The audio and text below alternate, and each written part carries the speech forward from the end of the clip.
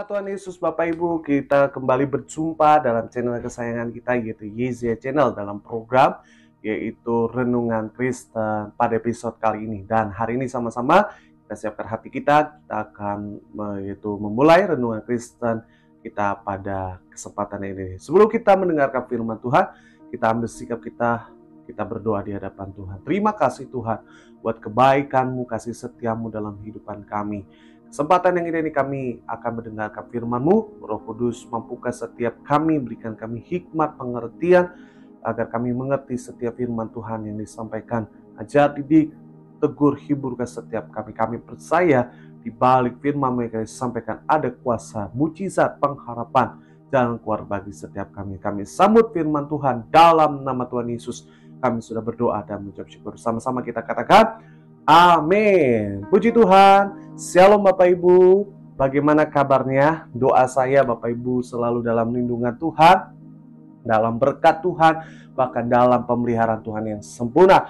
Haleluya. Puji Tuhan. Saya akan mengajak Bapak Ibu pada kesempatan ini. Saya Evangelis Maximilian Alexander Dio STH akan mengajak Bapak Ibu untuk sama-sama merenungkan firman Tuhan. Sama-sama kita akan belajar firman Tuhan. Oke.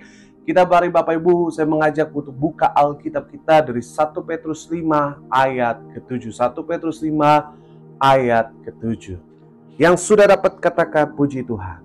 Oke, sama-sama kita baca 1 Petrus 5 ayat 7. 1, 2, 3, ya. Serahkanlah segala kekhawatiranmu kepadanya, sebab Ia yang memelihara kamu. Sekali lagi, serahkanlah segala kekhawatiranmu kepadanya, sebab Ia yang memelihara kamu. Puji Tuhan. Berbahagialah setiap kita yang bukan hanya cakap membaca firman Tuhan, tetapi juga merenungkan dan juga melakukan firman Tuhan pada dalam kehidupan kita. Oke, kesempatan hari ini saya akan sharekan firman Tuhan dengan judul Jangan Khawatir. Sama-sama katakan, jangan khawatir. Haleluya. Kekhawatiran adalah segala sesuatu hal yang kita takutkan. Banyak orang khawatir karena kenapa? Karena dia tidak tahu apa yang akan terjadi esok hari. Dan kekhawatiran biasanya muncul ketika kita memasuki tahun yang baru. Betul atau betul? Ya kan? Orang memasuki tahun yang baru tidak akan tahu apa yang akan terjadi esok hari. Ada yang bertanya, Pak Pendeta, gimana caranya Pak Pendeta usaha saya maju? Bagaimana nasib saya Pak Pendeta di 2023 ini? Pak Pendeta, saya di tahun 2023 ini bisa nggak sih nikah Pak Pendeta? Padahal umur saya udah 40 tahun. Nah, ini adalah kekhawatiran sering muncul. Sering ada. Sering menjadi pertanyaan anak-anak Tuhan ketika memasuki tahun yang baru. Nah, kita akan belajar kenapa Tuhan Yesus mau kita untuk gak khawatir. Kenapa Tuhan Yesus mau kita menyerahkan kekhawatiran kita kepada Tuhan. 1 Petrus 5 ayat 7 mengajar setiap kita harus menyerahkan kekhawatiran kita. Yang siap katakan, saya siap diberkati Tuhan. Oke, kita nggak usah berlama-lama. Saya akan bahas. Yang pertama, kenapa kita nggak boleh khawatir? Kita harus menyerahkan kekhawatiran kita. Yang pertama, buka ayat 6. Petrus 5 ayat ke-6. Sahabat-sahabat, kita baca. 1, 2, 3, iya. Karena itu, rendahkanlah dirimu di bawah tangan Tuhan yang kuat, supaya kamu ditinggikannya pada waktunya. Oke, Bapak Ibu bisa garis bawahi kata tangan Tuhan yang kuat. Jadi yang saya renungkan Bapak Ibu, kenapa kita nggak boleh khawatir? Kenapa Tuhan mau kita menyerahkan kekhawatiran kita kepada Tuhan? Saya mau bilang bahwa ketika kita menyerahkan kekhawatiran kita, kita sadar bahwa kita punya Tuhan yang besar. Yang setuju katakan amin. Taruh tangan kanan Bapak Ibu di dada.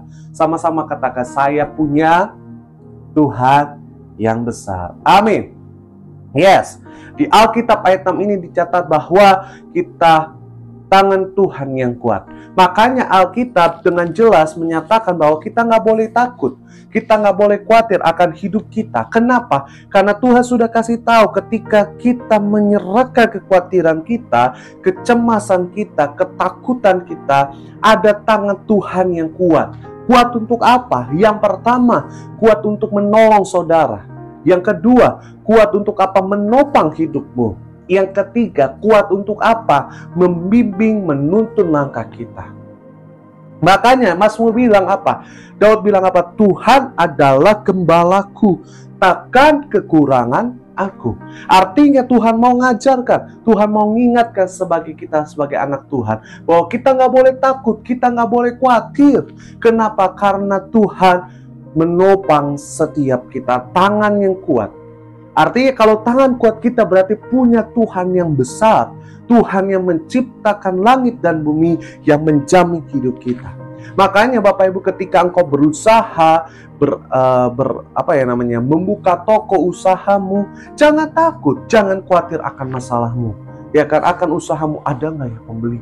Gak usah takut. Kenapa? Karena Tuhan yang akan menuntut orang yang akan beli barang kita. Ketika engkau kuliah, nggak usah takut. Apakah nilaimu akan bagus? Tapi harus belajar ya. Ya iyalah, masa nggak belajar? Jangan takut. Engkau apa? Karena Tuhan yang tangan Tuhan kuat akan apa? Menolong supaya dosenmu memberikan tanda tangan untuk engkau bisa lulus. Betul nggak? Yang pacaran, yang udah waktunya nikah, nggak usah takut, nggak usah khawatir. Kenapa? Karena tangan Tuhan yang kuat yang akan menuntun engkau kepada orang yang tepat, di waktu yang tepat, saatnya yang tepat, tempatnya juga tepat. Betul nggak? Makanya kita bilang apa? Kita nggak boleh khawatir. Yuk, serahkan kekhawatiran kita, karena kita harus sadar kita punya Tuhan yang besar.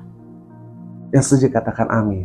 Iya, kalau kita punya Tuhan yang kecil, yang lemah, mungkin kita boleh takut gimana ke depannya. Tapi kalau kita punya Tuhan yang besar, kita harus optimis, kita percaya bahwa apa yang menjadi masa depan kita indah di tangan Tuhan. Yang setuju katakan amin. Yes. Jadi yang pertama, Tuhan mau kita nggak boleh khawatir. Karena kenapa? Kita harus sadar kita punya Tuhan yang besar loh, yang mencurahkan darahnya untuk kita.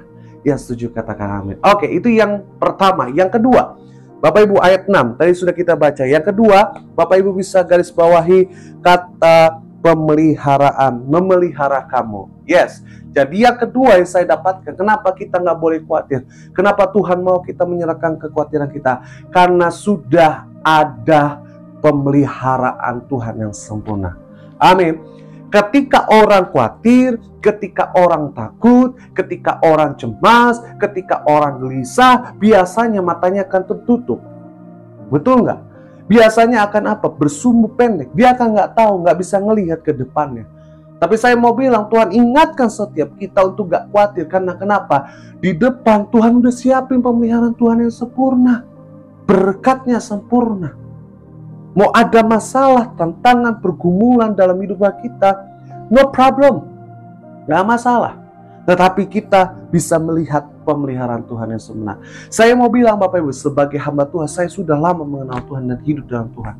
Memang ada masalah, betul. Hamba Tuhan juga pun manusia, ya kan? Bukan malaikat yang udah terbang gitu kan? Enggak. Hamba Tuhan juga pun manusia. Saya pun manusia menghadapi tantangan. Tapi selama hidup saya selalu melihat berkat Tuhan. Saya selalu melihat penyertaan Tuhan yang sempurna. Saya mau bilang, di balik masalahmu ada pemeliharaan Tuhan yang sempurna. Masalahmu kecil, pemeliharaan Tuhannya juga biasa. Tapi kalau masalahmu besar, saya mau bilang, pemeliharaan Tuhan spektakuler, besar. Jadi, Bapak Ibu, tahun 2023 ini ada masalah. Yes, saya percaya, saya tahu. Ada tantangan, betul.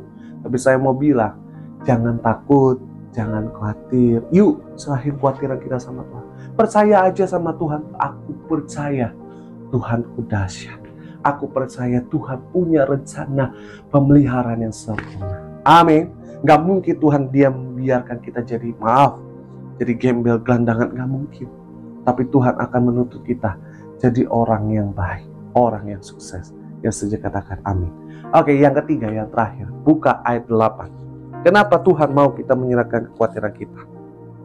Ayat 8. Sama-sama kita baca. 1, 2, 3. Iya. Sadarlah dan berjaga-jagalah. Lawan musibis berjalan keliling sama seperti singa yang mengaum-ngaum dan mencari orang yang dapat ditelannya. Haleluya. Garis bawahi adalah lawanmu si iblis. Oke. Jadi yang ketiga yang saya renungkan, saya pelajari kenapa Tuhan mau kita menyerahkan kekhawatiran kita.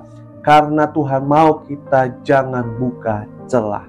Sama-sama katakan jangan buka celah, bro. Yes. Ya, ketika kita khawatir, ketika kita takut, ketika kita cemas, ketika kita gelisah, sama saja kita membuka celah untuk iblis masuk dalam hidup kita.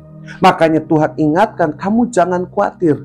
Di ayat 8, sebelum ayat 8 terjadi, ayat 7 sudah diingatkan bahwa apa?